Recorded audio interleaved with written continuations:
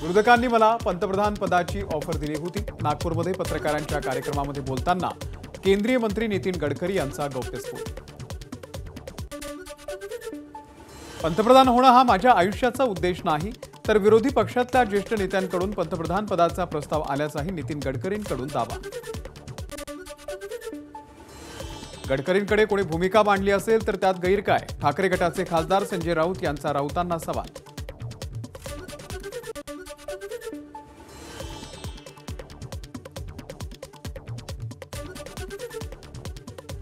उपराष्ट्रपती जगदीप धनखड यांच्या हस्ते मुंबईमध्ये संविधान मंदिराचं लोकार्पण। या कार्यक्रमाला देवेंद्र फडणवीस, रामदास आठवले, मंगल प्रभात लोढा यांचीही उपस्थिती। शिवसेना आणि राष्ट्रवादी आमदार अपात्रता प्रकरणामध्ये 18 सप्टेंबरला सुनावणी। मागच्या आठवड्यामध्ये चीफ जस्टिस नसल्यामुळे आणि इतर केसेसमुळे सुनावणी झाली नव्हती। एसटी प्रवासामध्ये अडचण आल्यास थेट आगार प्रमुखांना फोन करा। एसटी प्रशासनाच्या प्रवाशांना सूचना। एसटी प्रशासनाकडून आगार प्रमुखांचा नंबर प्रत्येक बसमध्ये प्रसिद्ध करण्यात येणार। कांदा निर्यात मूल्य आणि निर्यात शुल्कामध्ये बदल केल्यानंतर कांदा निर्यातीला येणार वेग।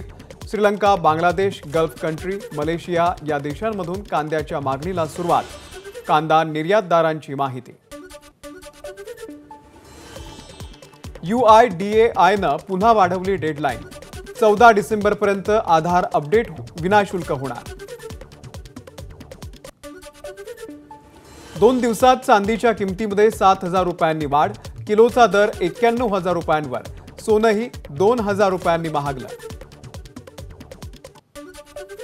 पुण्यामध्ये विसर्जन मिरवणुकीमध्ये उच्च क्षमतेचे ध्वनिवर्धक वापरल्यास यंत्रणा जप्त होणार। डीजे विरुद्ध पोलीस आयुक्त अमितेश कुमार यांचा कारवाईचा इशारा। पंतप्रधान नरेंद्र मोदी यांचा 26 सप्टेंबरला पोहरा देवीचा दौरा। मोदींच्या दौऱ्याची जय्यत तयारी सुरू। खाद्यतेलाच्या किमतीमध्ये अचानक वाढ झाल्यानं ग्राहकांना फटका। राज्यभरामध्ये खाद्यतेलाचे भाव प्रति किलो 20 ते 25 रुपयांनी वाढल्याचं समोर।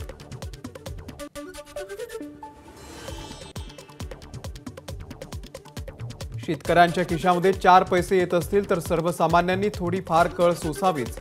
खाद्यतेलाच्या किमती वाढल्यावरती रविकांत तुपकर यांची प्रतिक्रिया।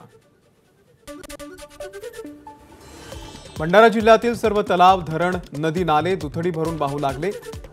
शिवनी बांधचं सौंदर्य बघण्यासाठी पर्यटकांची गर्दी। वर्ध्यामध्ये सरकारी योजनेच्या कामगारांच्या किटवरती आमदारांचा फोटो। किटवरील फोटोमुळे विरोधक आक्रमक। राष्ट्रवादीच्या नितेश कराळे यांनी घेतला आक्षेप। वाघाच्या हल्ल्यामध्ये शेतकऱ्याचा मृत्यू। गोंदियाच्या मुंडीपार पालेवाडा परिसरातली घटना। नागपूरमध्ये सर्वच नैसर्गिक तलावांमध्ये गणेश मूर्तींच्या विसर्जनाला नागपूर महानगरपालिकेकडून बंदी। फक्त कृत्रिम तलावांमध्ये करता येणार विसर्जन।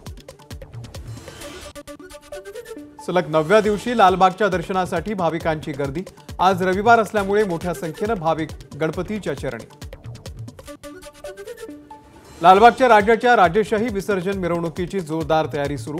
पूर्वतयारीच्या पार्श्वभूमीवरती लालबागच्या राजाची चरणस्पर्श रांग उद्यापासून बंद, तर मुखदर्शनाची रांगही रात्री 12 पासून बंद।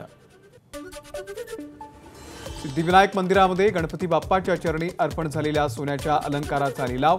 उद्या सकाळी 11 ते 5 या वेळेमध्ये लिलाव होणार। गणेश विसर्जनासाठी मुंबई महानगरपालिका सज्ज। मूर्तीच्या विसर्जनासाठी 204 कृत्रिम तलावांची निर्मिती, तर भाविकांच्या सेवेसाठी 12,000 अधिकारी आणि कर्मचारी तैनात।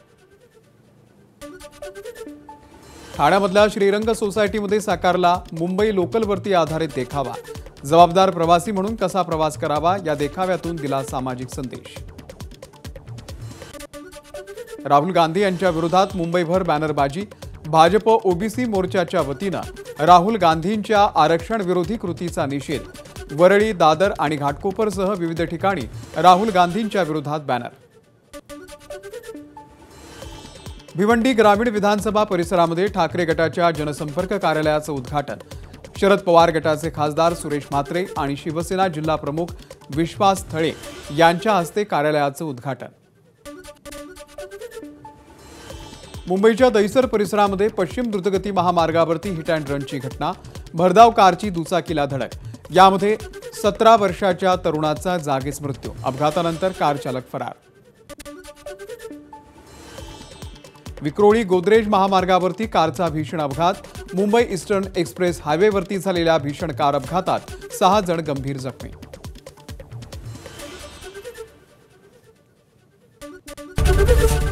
एबीपी माझा, उघडा डोळे बघा नीट.